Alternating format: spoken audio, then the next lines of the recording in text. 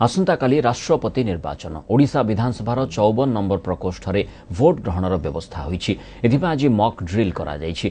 निर्वाचन प्रक्रिया उपरे नजर रखिबापई केन्द्र सार मंत्रणालयर जुग्म सचिव श्यामलाल गोयल ऑब्जर्वर भावे भुवनेश्वर पहुंचिछंती।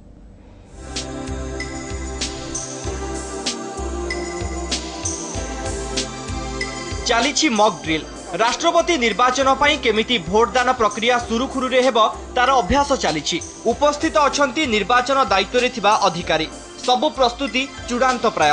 ओडिशा रे विधानसभार 54 नंबर प्रकोष्ठ रे सकाळ 10टा रु अपराह्न 5टा पर्यंत चलिबो भोट ग्रहण।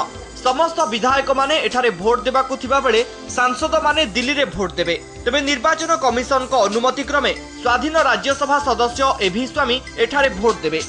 काली 10टा रु 5टा भितर आमर पोलटा हम असेंबली सेक्रेटेरिएट भितर रूम नंबर 54 हम यापे जहाँ अरेंजमेंट्स अच्छी से अरेंजमेंट्स गुड़ा कंप्लीट हो सारी। भोटर माने भोट देबा पई सांगरे परिचय पत्र आनिबे। सिक्रेट बैलेट पेपर रे भोट नियाजिबो। बैलेट पेपर रे निजर पसंद मुताबक भोट बा ऑर्डर ऑफ प्रिफरेंस अनुଯାयी भोट देबे। गोपनीय भावे भोट ग्रहण कराजिबो। अपराह्न 5टा रे भोट ग्रहण परे भोट बाक्स सील कराजिबो। 20 तारीख रे दायित्व रे थिबा असिस्टेंट रिटर्निंग ऑफिसर विमान जोगे भोट बाक्स को दिल्ली नहीं जिबे। 22 तारीख दिन दिल्ली रे भोट गणति कराजिबो। बिजु जनता दल प्रार्थी होउचंदी पीए सांगमा। तेणु आम समस्तंकर तांको भोट दबा होउछ हमर परम कर्तव्य। तेणु आम समस्त विजय दल मानवर विधायक समस्त निश्चित भाव में पीए सांगमा को भोट देबे। कांग्रेस दलर समस्त विधायक निश्चित भाव में प्रणव बाबू को भोट देवे ये विश्वास आमर अच्छी।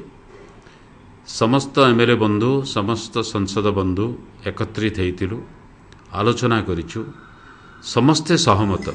राष्ट्रपति प्रार्थी प्रणव मुखर्जी पक्षरु एजेंट भावे कांग्रेस वरिष्ठ नेता नरसिंह मिश्र और विरोधी दल मुख्य सचेतक प्रसाद हरिचंदन थिबा बेले पीए सांगमा पक्षरु सरकारी दलर मुख्य सचेतक रवि नारायण पाणी, उपमुख्य सचेतक अरुण साहू और संसदीय व्यापार मंत्री रघुनाथ महांती अधिकृत प्रतिनिधि भावे नियुक्त होइतिबा जणा पड़िछि।